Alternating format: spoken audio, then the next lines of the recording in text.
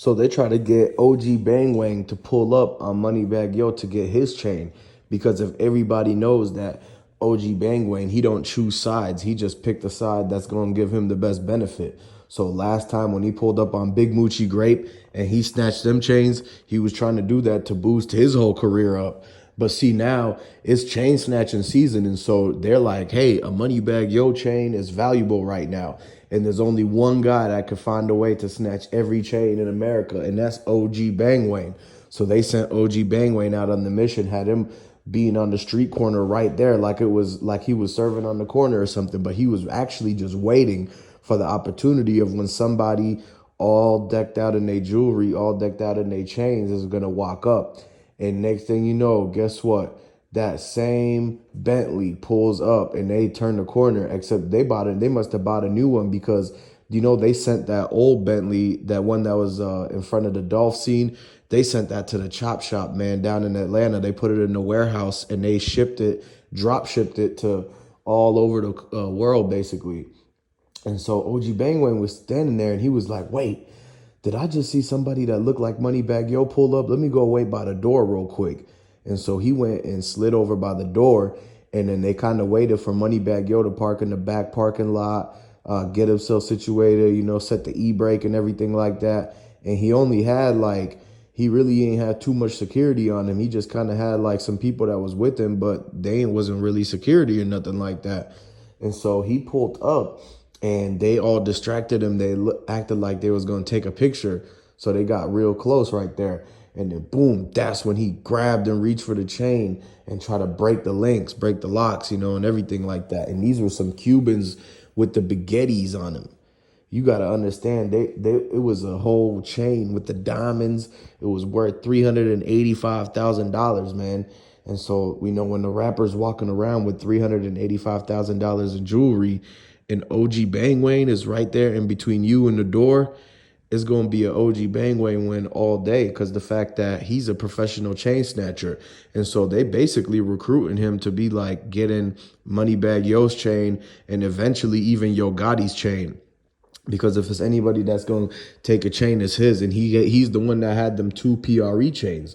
So he already knows how to basically do the whole process of that. And then the fact that he even took JoJo Splat chain too, because they tried to sell the chains, and then he finessed them by setting them up with the person that they tried to sell the chains to. So now with the Moneybagg Yo chain, they took that back, and they know that they can't take it to no pawn shop, and they don't know how to melt down the jewelry. So they had this lady clean it, and then basically they try to go and buy back the chain. Anytime somebody tries to buy back their chain from the person, it means that they're going to try to set them up on some type of thing where they make it seem like they're going to buy the chain like it's a transaction, but whole time they got the big homies waiting around the corner who's going to pop out and basically spray dude or whatever, right? And so what's going on is that if they try to buy back the chains, then OG Bangwang is going to say no. He already got a designated person that he takes his chains to that cashes him out. And then that chain, he's going to probably it's going to take Jay Prince to get Moneybagg Yo's chain back. And that's a lot of reasons to why people say, yeah, you think that Moneybagg Yo wasn't involved in all of this. No, the Memphis knows, the streets really know what was going on out there that day. There's no reason that his Bentley was just in front like that. And so that's why they tried him at his last show. They tried him at the concert with Black Youngsta. And even when they went backstage and find his icebox jewelry case. And the security was in on that, because when the dude knocked on the back door in the backstage, the security let him in. That means he must have knew his knock. That's what you got to understand, is that they even they seen Moneybagg Yo in the Range Rover one time. He was leaving Icebox in Atlanta. And so these were probably people who were rocking with PRE and rocking with Dolph and stuff. And so what happened is that since they were basically supporters of Dolph, and they were like, oh, they see Moneybagg Yo, they was kind of, looking for a lick opportunity and get back, basically. And so they seen Moneybagg Yo's Range Rover leaving the icebox, and they just remember that they were loading so many bags in there, so many bags in there. So then they kind of started tailing them and followed them on the E-way. Next thing you know, Moneybagg Yo and Ari pulled up to Lenox Mall. and the security kind of slow. They got caught up at the gate because they didn't pull out their parking ticket at the right time. You had to push the button to get the parking ticket, and they pressed the wrong button and pressed the help, and it made it restart the whole thing to where they had to wait for the parking ticket thing to come back up. And so once they got it, they went through the gate, but Moneybagg Yo had already parked, and so the security couldn't park right next to Moneybagg Yo and Ari. And so the dudes that seen him leaving the icebox, they got in and found the spot. And when they all went inside to the Louis Vuitton store, to the Fendi store, to go on a shopping spree and get Amiri and all that, they popped up with the spark plug and busted the back window with the spark plug. If anything, y'all gotta know that people be doing all sorts of things like using spark plugs and whatnot to get in through windows. That's how they did the windows at the Dolph, man. And so what you gotta understand is that they boom got the icebox, everything. Moneybagg Yo had just spent like 500,000 at icebox, but you know how iceboxes they finessing. So Moneybagg Yo really got like 130,000 worth of items, but icebox mark it up to 500K.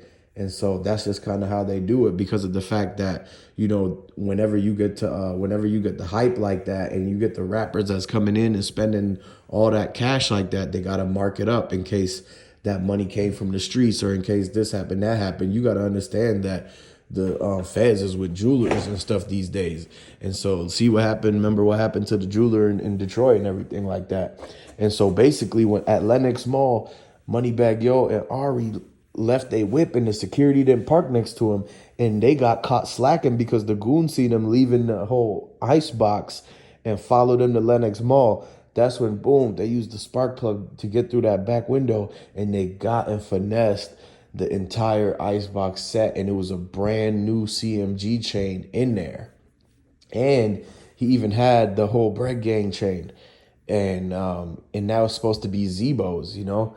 Like, that's the owner of it and everything like that. And so what y'all got to understand is that now the people got a brand new CMG chain, finessed it off of Moneybagg Yo, and they really actually tried to sell all the chains to Finesse 2 Times, because they know that Finesse 2 Times and Moneybagg Yo had some static and friction from before due to Moneybagg Yo taking Finesse 2 Times flow, and a lot of people thinking that, you know, he might have copied him because somebody pretty much played a song where Moneybagg Yo word for word took dude's flow. And so what happened is that they try to pull up on Finesse 2 Times and say, hey, look, we got this Moneybagg Yo chain for you. We got the CMG chain for you. If you're trying to break bread, we need 250K for it. It's worth 500K. And so Finesse 2 Times, he already knew that if he could really flex with the Moneybagg Yo chain and try to say that he got it and look what we got, it made it seem like he sent the dudes on the mission.